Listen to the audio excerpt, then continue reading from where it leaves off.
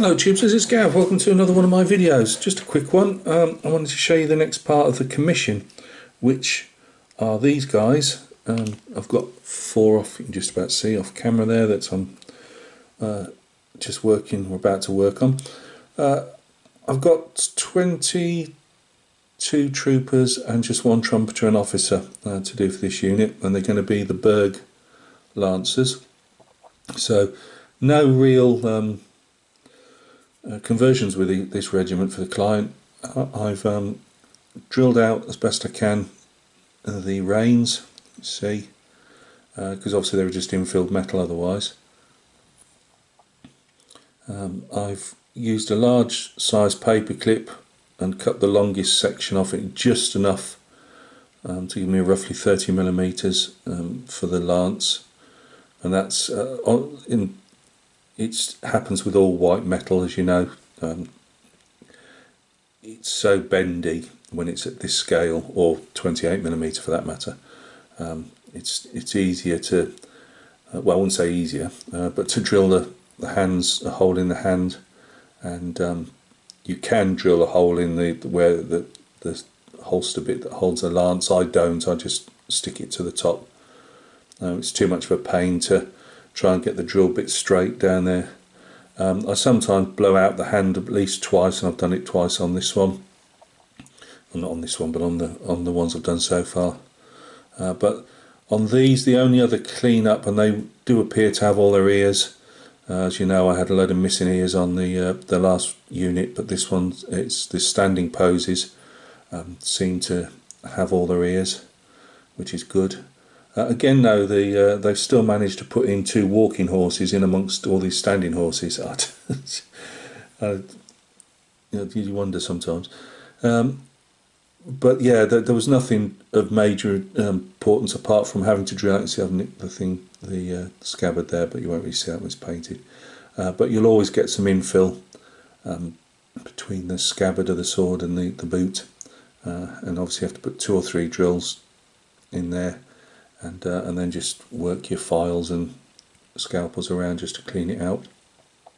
But apart from that, sometimes these standing poses not too bad. I've just had to drill out between the legs on a couple of them, but not a lot.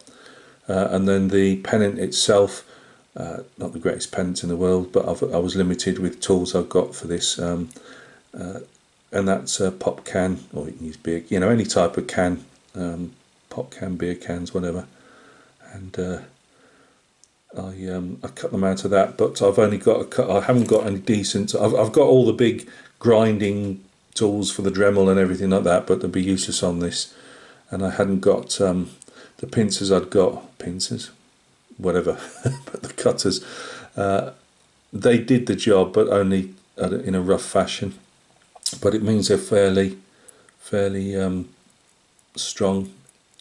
And then what I do is I get these old drill bits, when they break off, not only do they make good shells, if you can get one in that for the different calibre, and one in 35 or something, but I use them for little drifts, is it? Where you can, like little punches.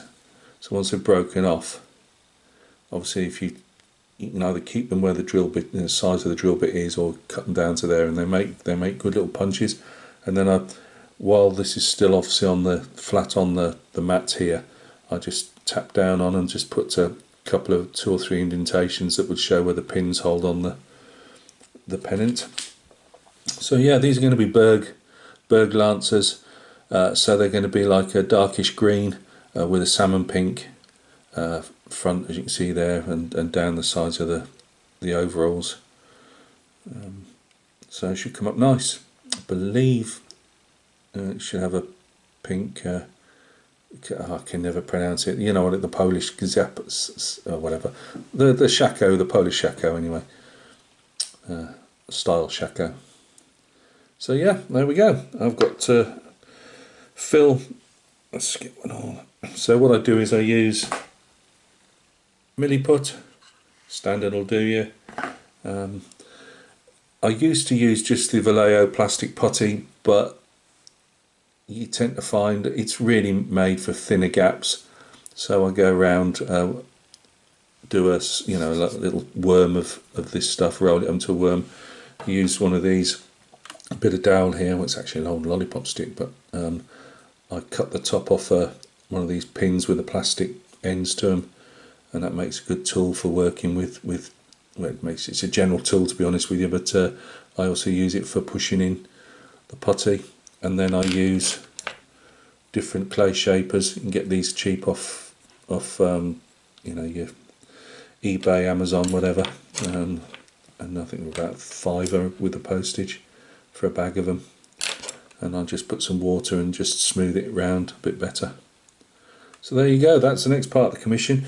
I've got to go through the basing stage with the other guys yet, but they're not going to get varnished, stroke clear coat, until tomorrow. So I'll start basing those soon, and you should see those as a. I won't show them until they're actually based, I think, but they're all done. So apart from a couple of coats of varnish and getting the bases sorted. And there won't be a lot to these bases. The client uses the Grand Manor rule set, and all these are quite tight on the base as the infantry are, and you can't really do a lot with the bases as such, with rocks and bits and pieces. Yeah, so we've got these to do, and then we've got one more unit to do after that. And I believe they've got the sabres unsheathed and on the shoulder as they do, so I won't actually have to replace any of the metal stuff on those at all. So it'll just be a drill the reins out, do any gaps around, make a gap around the scabbard and that. No, different uniforms to paint, so that should be interesting. So thanks for stopping by and taking a look. As I say, I didn't say, these I should say in the title, these are Eureka's AB range, and of Napoleonic's 18mm, obviously white metal, with a few add-ons by myself. So look after yourselves. Thanks for stopping by, and we'll see each other on the next video.